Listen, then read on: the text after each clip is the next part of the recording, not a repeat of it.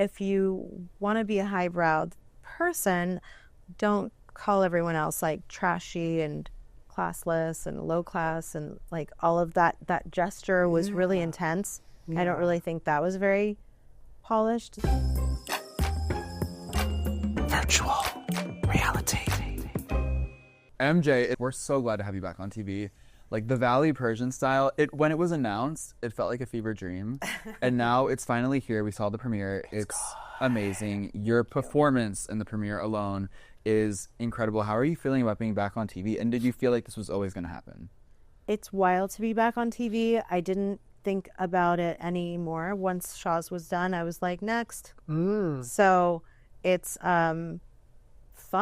We're so different now than before. What do you feel like? How does it feel like going back into reality TV in this way? Because we saw you in the trailers, which is so fun. But like back to filming your life and everything like that with some time passed. Like what did you learn like going into this round where you're like, okay, let me try to like protect my peace more, or let me just be even more honest than I was before? Like did you approach it differently? I think both, but just how different we are. We are so much more mature and kinder. Yeah. I think we are like nicer to each other. We're like, people are cruel when they're young. Like they say crazy things. Right. I think it's because also no one even like when you're young, whenever you get older, you just learn more about yourself. So much of the crazy things you say is like projecting on someone and you're like, oh, I got to figure out my own. Yeah, it was.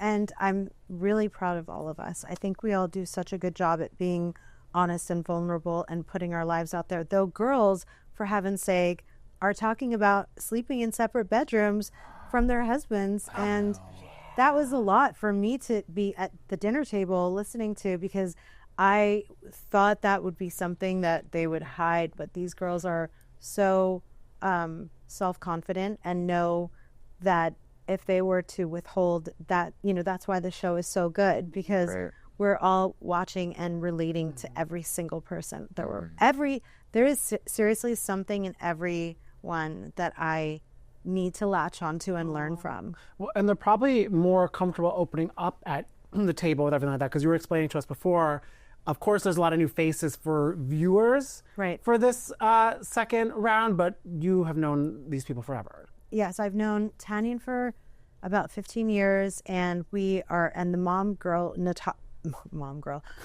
mom friends, Natasha and I, live like a quarter of a mile away from each other, and we just have the best daily friendship. Like she's like one of those phone a friends. What do you call like the people that are your like on-call, or your on-call therapist, basically? Yes. Yeah. But like we'll actually call and just be like, hey, and that'll be like the conversation will just be like, where are you going? And we're in the car, we're in the grocery store, we're doing pickup, drop-offs. Anyway, it's very, very good. I love that. Were any of these people ever considered to be on Shahs back in the day? Were their names ever thrown around? Probably wasn't, going to do it back then, and now, Now she's ready. She did it. I mean, the show is so incredible, and it's amazing to see these newbies being so vulnerable. You're no stranger to making yourself vulnerable on television, and it looks like we are going to see how you ultimately decided to file for a divorce from Tommy, which is so crazy because, like, there's tension from the jump in the very first episode. It is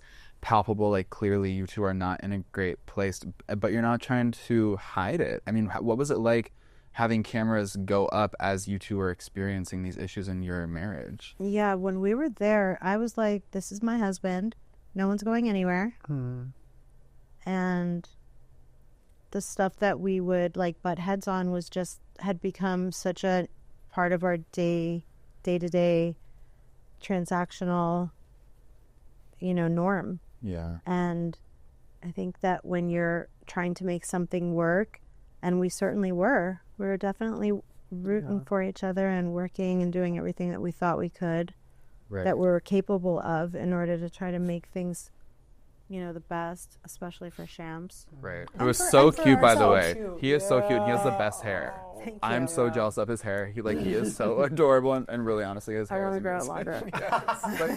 It's incredible. Thank you. Because that is so relatable too. People, you're trying to make this work and thinking you're doing the right thing. But for anybody who might be having conflict with their partner, do you have any advice for them for how long should we keep on trying to make something work to then realizing we just have to be separate to really make this work? everyone knows their limit, right? So everyone knows how long they've stayed committed and accountable. Because I think that I knew that I had genuinely given Tommy like 100% of effort to, you know, become better and help us become a better married couple.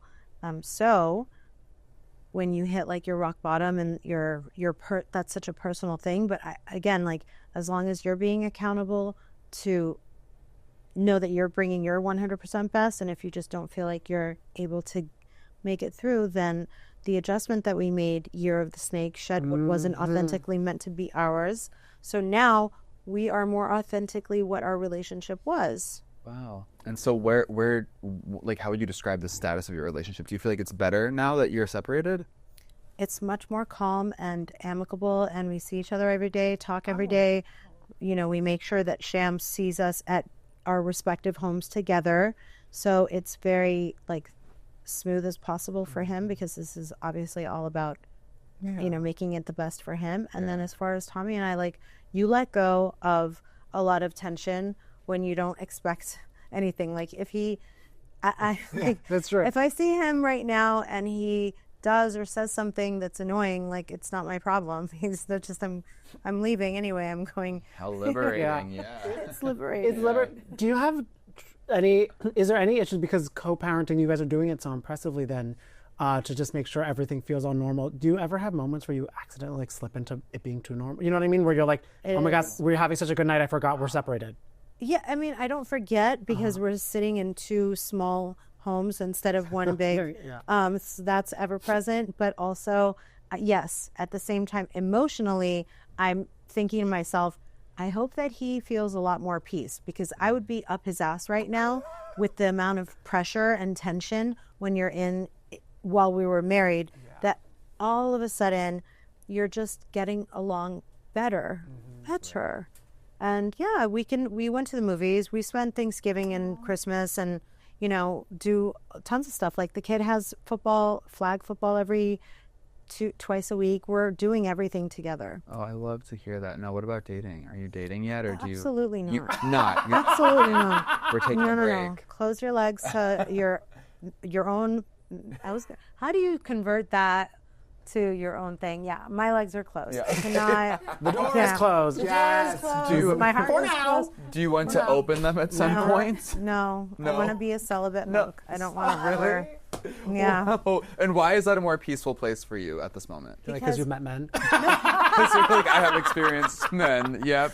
No, I just feel like what I needed to do was, going back to the question about other people who may be thinking about separation, you're really doing it to save yourself for your own self-worth. Yeah. Yeah, and what about Tommy? Is he dating, and would you care if he started Absolutely dating? not. If he was, I would be shocked. He's still wearing his ring. Wow. Oh, does he want to make it work? Does he try to get back I don't together? know. I'm Or just is he waiting till the divorce is finalized to take off the ring? No, Oh. no, I don't think so. Okay. I think it's just that this is our new norm. Like, we're just better and more at peace if we're not, like I said, trying to... Right. And like you said, you both are in now smaller houses because it works for Yeah. y'all. Why does the idea of a small house freak out Gigi so much? Oh my God, she is a spoiled little brat, because she didn't actually mention as many rooms as she has. She has more rooms than what she mentioned on the show. Oh my God. Yes. So a room for her, a room for Eli, a playroom for Eli, a couple of bedrooms for her clothes, and a room for her animals. And a huge lot. She also lives very close by, which I'm so grateful for, because she moved from Encino closer to me, which we're in Calabasas. So I love it, and I'm glad that she gets what she wants. I want her to have what she wants. So she did find a place. And downsized at the same time, kind of, not really. I don't remember. I don't remember. I really don't know. I don't pay her bills. I don't know what her rent is. But you will see this story. It is so fun. Oh It is. I know. It All the is. way. It's a fun and kind of relatable, because the first season there was a lot of drama of everyone being like, "Do you care about your finances? Like, pay your bills." No, and her dad was like, "No, he can spend my money, but you can't." The sit down with Reza and Adam was because like all of you guys, you've evolved so much, But in Gigi, I feel like she's in a very zen place. But for whatever reason, that conversation really activated her. She had to walk away and step out. I was like, oh my God, I can see like a little bit of the old Gigi come back. But if someone tells you you have to spend no more money on weed, you have to spend $8,500 less a month, like that is kind of triggering because that's a big lifestyle change. Absolutely. And then what I appreciated is that the get together at the end of the premiere, you were transparent with Gigi and you were like, hey, by the way, you've been a topic and we were talking about you and I just want to let you know as your friend. Do you think that she received that as you being a loyal friend? Because it was, I feel like do. You think Am I so. delusional? I do. Okay. No, I mean, she did also end up leaving the event early, but I hope that she realized you were being a good friend. She's like, if you want to save money, I won't get appetizers or main. I'm leaving early. Are you all happy now? Poor Gigi. I mean, I think she left because she was upset about the rest of the people. I think that she still kind of felt like I was not one of the, like, nobody was a bad guy. That night, it is a to be continued, right? Yeah. Right? Okay, so I did say it right when she walked in, and that wasn't really the most polished thing someone can do. But I wanted to protect our friendship because we've been getting along so well, and I didn't want her to lump me up with like this conversation like we've been talking about you.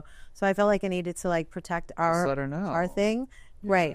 I mean, it was, I think it's a to be continued. So do you know who has a lot of thoughts on Gigi, it seems, is Sky, one of the newbies. Yeah. She, I think she calls her like trashy, low class. She really is not feeling Gigi. What is your take on her not really being a big Gigi fan?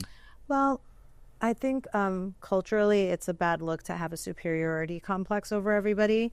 So I think that it's disappointing. It's heartbreaking to hear someone think that they're better than other people. Yeah. And like, if you want to be a highbrow person, don't call everyone else like trashy and classless and low class and like all of that. That gesture was really intense.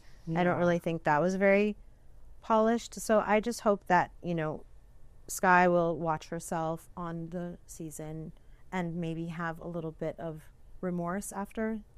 Because also, my question for her is, I'm like, if you're so high class, why are you hanging out with that?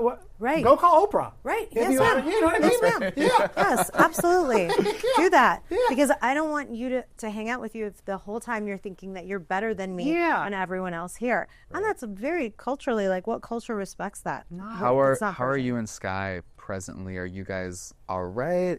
Friendly. You're friendly, okay. Yes. But cautious, Cordial, maybe? friendly.